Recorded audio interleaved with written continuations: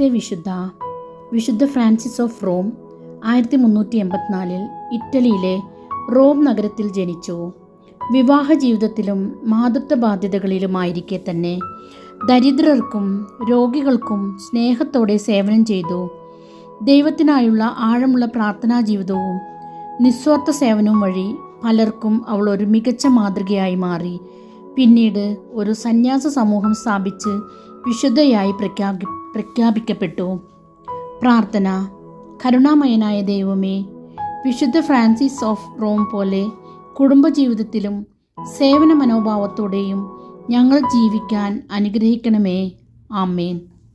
இறைவனின் புனிதர்களே,